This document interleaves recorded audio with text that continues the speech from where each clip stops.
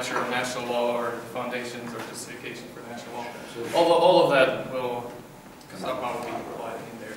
It's also interesting to see how all the presentations that were given this morning, I think, although they're all different, they're somehow related.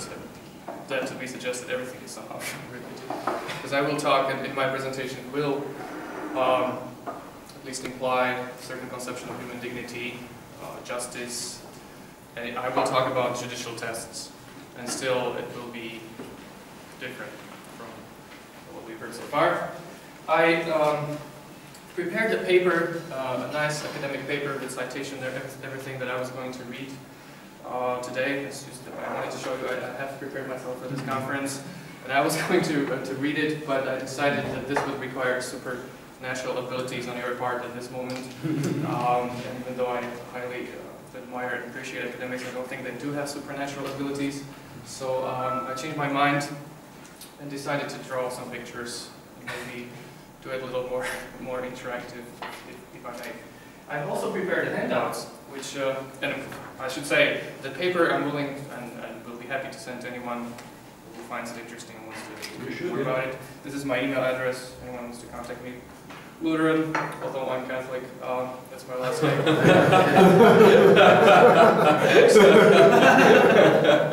Collegium.org. Yes, my name is Martin Lutheran, but I'm Catholic. So, if I can pass around. This handout does include basically all the propositions that are. It's just one paper.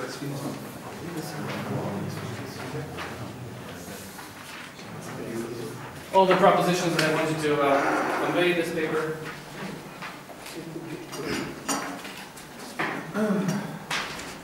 I should start by saying that I think we are entering or have entered the age of proportionality, and I do think that there are at least two different conceptions of proportionality, one stemming and originating in natural law tradition, and the other that's prevalent now in at least European human rights law, at least as it is created and interpreted by the European Courts of Human Rights.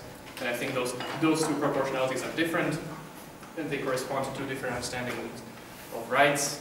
And my thesis, or what I wanted and want to argue for, is that the shifts in the understanding of proportionality reveal shifts in the understanding of human rights.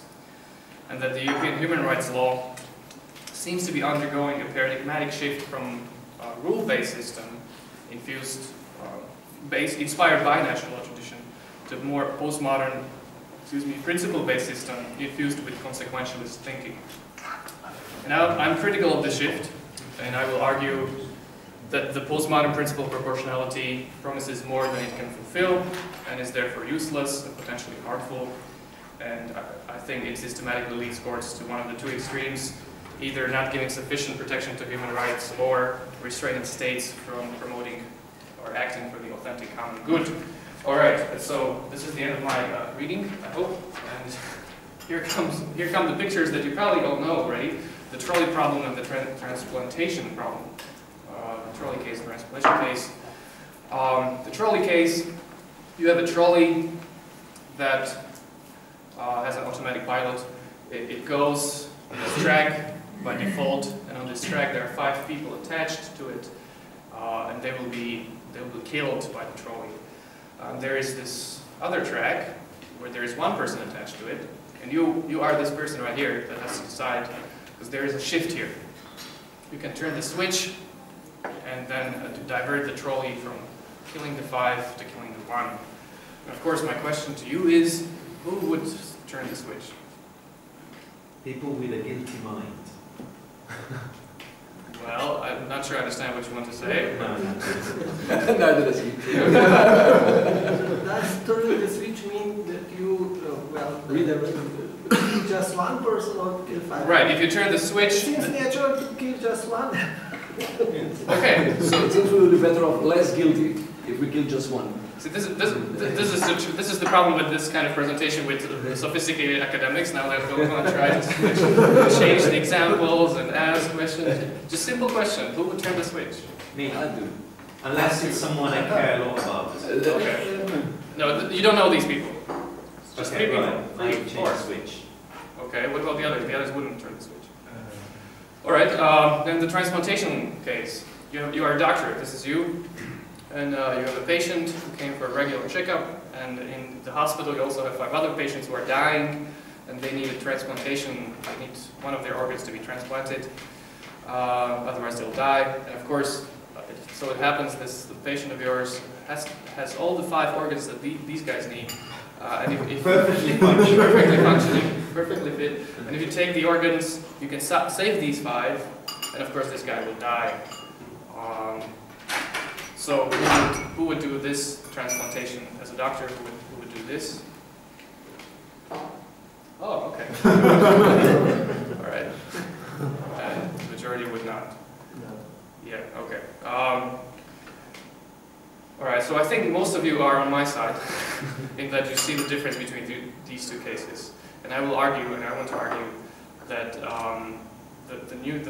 what I call the postmodern or the proportionality that's being used by the European Court of Human Rights does not have any rational basis for distinguishing between these 2 cases, and would have to come with the same conclusion, and we'll get to that. So I think there are two different proportionalities will give us 2 different results to the analysis of these cases. And I'll start with what I call the natural law proportionality, what the natural law proportionality would say, and how the natural law proportionality would argue for the difference between these two cases. And I think what's crucial here is the distinction, one moral distinction between intention and foresight.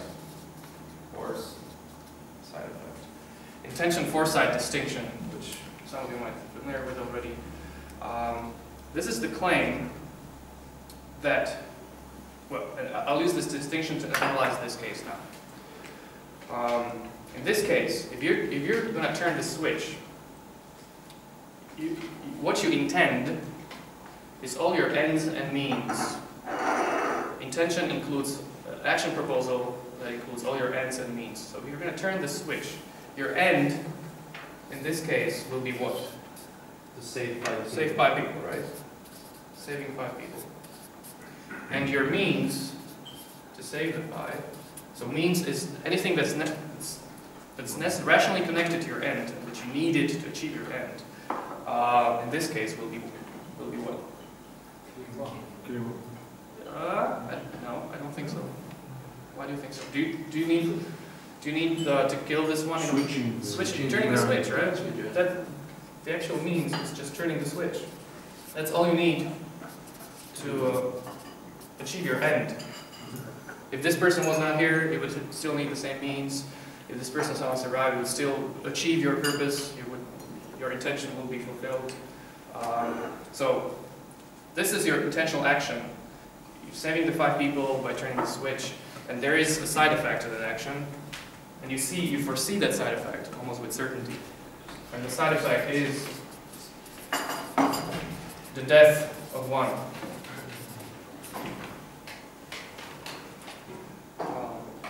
Whereas here, let's come here.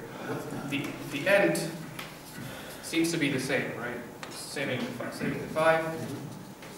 But the means, what is the means? Killing 1. Killing 1. So, and of course there are side effects. Every action, everything we do has some side effects, and there are side effects. Why not say that the means is transplanting the organs? But, okay, but transplanting, you have to be precise, transplanting all the 5 vital organs from this person. Yeah, and there's a foresight that the guy will die. Yeah. Okay? Because you've taken out his heart. Right. Yes. No, if we wanted to be very precise, I agree, this would be the most precise specification of the means, that you need to harvest his organs. The means is harvesting his organs. It's basically using the person as kind of its instrument. Okay. So all I want to suggest is that the means here are evil. And if we want to, some potential side effects of this action, you'll have a problem with the police, okay, for example. There are other possible side effects. But the main, according to the national law tradition, national law action theory, the main distinction between these two cases is that here, you're not intentionally killing the one person, whereas here, you are intentionally at least harvesting the organs of the person. So you're treating the person as an instrument for some further ends. You don't have a proper relationship with that person. So this is wrong because of the intention of the actor, and this need not be wrong. This requires a further question. The question, and here comes the proportionality. The question is whether the side effects, in this case, are proportionate. So the proportionality came as the fourth condition of the principle of double effect in the traditional action theory. And this was its only role. It's a very limited role. It had nothing to say, proportionality had nothing to say about this case. But in this case, this is a typical proportionality problem, because the final evaluation of this case rests on the evaluation of side effects. Whether the side effects in this scenario are such that we can perform the action or not. That's a typical proportionality problem. And I should say, the proportionality traditionally is really just an umbrella term for various different moral standards, such as, I put it down, I think, such as golden rule, right? So, or various roles and commitments, or virtues. So proportionality itself was not even in the natural law tradition some magic stick that you kind of apply it and you get a result. It was just an umbrella term asking you, to evaluate side effects, bringing all the relevant moral standards to evaluate the side effects of your action. There are such actions that you should not perform because of the side effects it causes, right? If you're going to, for example, very primitive example, spend a weekend with your friends, and you know that your wife is sick with 3 little children home, it's probably, I think, it's probably a bad idea. It's probably an immoral action if you choose to do it. Although your intention, your end and means may be good, just the side effect of leaving your sick wife with 3 little children at home is unacceptable, or if you wish, disproportionate. And that's why you shouldn't do it, because of the side effects. So this is traditional. This is where I argue, this is where proportionality came from. Principle of double effect, and this is its limited role. It has nothing to say about this. But of course, this is not the kind of proportionality that the European Court of Human Rights uses today. And I'll show later what I think they understand it as today. Do you mind if I interrupt you here? Go ahead. Because I wonder now, because we might have a broader or narrower conception of proportionality, right? Okay. Here in your trolley case, towards the end, when you balance the side effects, we might say that we are just having recourse to the proportionality stricto sensu, right? What you usually do towards the end of the case. Whereas proportionality, broadly conceived, you always have to deal with 2 other and preliminary questions. Whether the objective that you're pursuing is legitimate, so the end, right?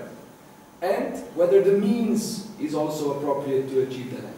So I wonder now, how do we evaluate the end and the means in the absence of this proportionality test? See, I think all you're doing here is moral analysis. And if you're going to call it proportionality, it's striking to me why it has been accepted and so widely accepted as it's just kind of a normal thing to do. We have to apply proportionality test. But what is that going to help? How is that going to help you when what you really need to do to ask yourself is whether the end is good or bad, whether the means is good or bad? I guess my argument is that calling it proportionality is just not helpful. It's not bringing anything extra. And the way I want to show it is that proportionality did have some useful role to play. Once you admit certain fundamental principles of actions, that there is a distinction between what you intend, what you cause as a side effect, and so on and so on. and proportionality is just an umbrella for evaluating those side effects. And even then, in itself, doesn't help you much. It just kind of invites you to make the judgment depending on the other roles and commitments and virtues, right? So in itself, it seems to me that today it's used as a magic stick. Yeah, we apply proportionality test and we get a result, whereas it's really just a smoke screen because there's nothing behind it. There used to be something behind it in this context, I argue. But today, when this is all gone, and proportionality is nothing other than balancing everything that comes to your mind, then it really, you're left with a word which pretends, and I guess is useful for lawyers because then they can pretend that they're really using and applying law, they're doing something very sophisticated, right? They're balancing, whereas in reality, they're just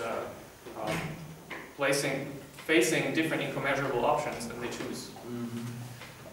Which is okay, it's a procedure we do every day. We're faced with incommensurable options that have to choose. However, the question is whether the courts should do it, and also the question is, well, it's not always the case that you have incommensurable options. Sometimes when you intend bad means, there's no place for balancing. Well, in this case, there's no place for balancing. You just know you're intentionally killing an innocent person. End of story. There's nothing to balance. Okay, now I skipped a couple of pages further, but that's okay. So this proportionality, this traditional natural law proportionality, I argue, corresponds well with understanding rights as rules. And let me say a couple of words about that. And I'll use as example right to life. Right to life. And I think this, and I use the concept of Wesley Hochfeld, the difference between two-term and three-term rights. I don't know how much familiar you are. I mean, most constitutional rights, human rights, are entrenched as two-term rights. Right? One subject matter and everyone has a right to life. A subject, everyone, and subject matter, right to life. A two-term right. Now, in order for rights to really have conclusory force, I think you need to specify them into three-term rights. And three-term rights have two subjects and an act description. Right to life, I think, includes at least and more, but at least the right not to be intentionally killed, held by everyone against everyone. So there you have two subjects, and you have an act description, not to be intentionally killed.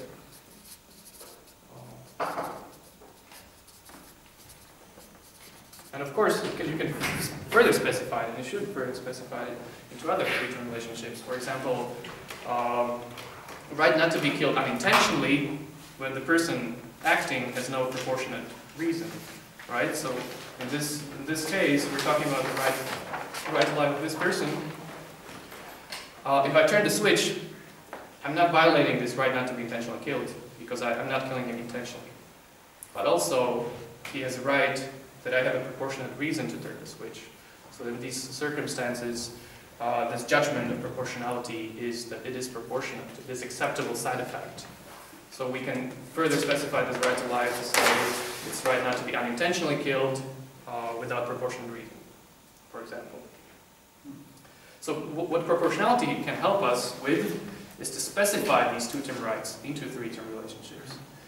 But it's only one of the many other moral and legal principles that we need in order to specify rights into three-term rights. But the point is that once you do this, you create a rule. You have a rule that you can follow in the future. It's a rule-based understanding of rights. It's clear that if you have a right not to be intentionally killed, in the transplantation case, that guy, his right to life was violated. And there's no further question about it. End of story. You shouldn't do it. I mean, if you do it, you violated his right to life. So that's briefly about the corresponding theory of rights. I think that goes well with this natural law action theory. And I think this was the understanding of rights, at least at the beginning of the European Convention of Human Rights. But I think that is changing today, and we conceive of rights more and more as principles of optimization, as Alexei likes to put it, as values, basically. So now I turn to the new proportionality, or the postmodern proportionality, or as I sometimes call it, proportionality as balancing. And in this scenario, if proportionality is nothing else than balancing. Proportionality today does not understand the distinction between intention and side effect. It is all it is you look at different considerations, you balance them, and then you get a result. That's proportionality today, and this comes well, and it comes well with the understanding of rights as principles of optimization.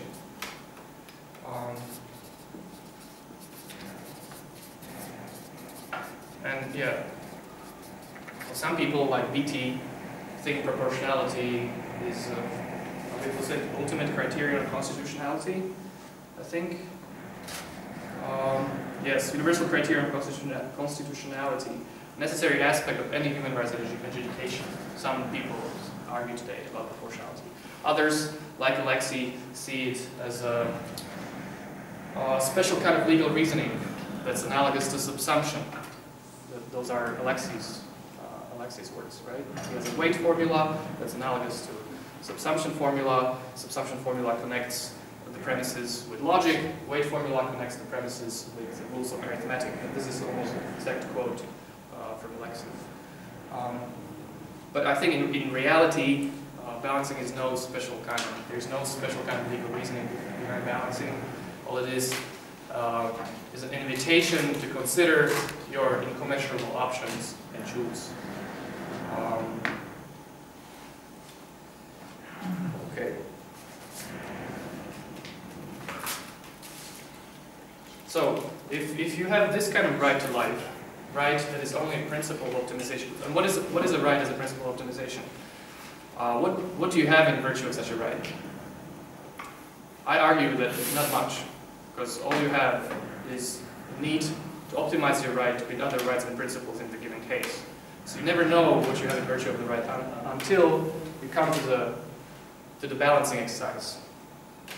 So even in this transplantation case, we don't yet know whether this guy's right to life was violated. We need to balance. And why, I ask, should his right to life outweigh the right to life of the other five? I don't know. I don't think if you conceive of rights as principles of optimization and you conceive of balancing as a rational procedure, I don't think you have an answer for distinguishing between these two cases, strongly interested. I think you have to say, if you're committed to these principles, you have to say that they're the same. And you're saying 5 while one person dies, so I think you should do it. Of course, this might be, the court would never say that, and this is a little hypothetical, but I think I'm just drawing logical conclusions from the premises that are already in there. And the premises are understanding proportionality as balancing, and understanding rights as just principles that have to be optimized with other principles and values, which really, I think, gets them rid of the normative force. When rights just become values, my question is, what's the point of rights? What are rights then? And here I come to kind of my argument that the postmodern proportionality is dangerous, and it's dangerous for 2 reasons. One is that it's not giving sufficient protection to human rights. Again, I will just repeat, the logic of balancing does not allow, if you're following my handout, it's report 9, does not allow for actions that are always and everywhere prohibited. Why should the doctor not be allowed to kill 1 in order to save 5?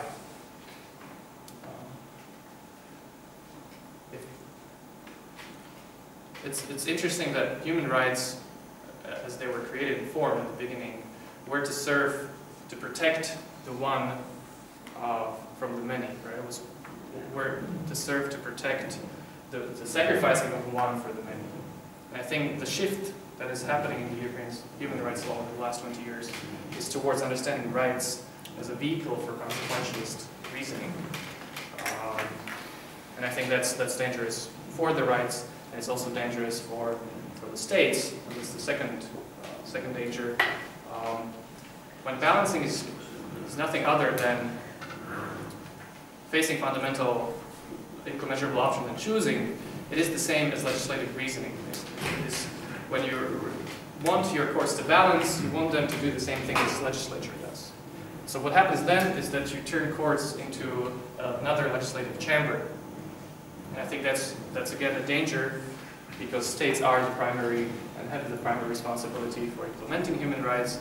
And when the courts became the main balancers, they're interfering with this responsibility.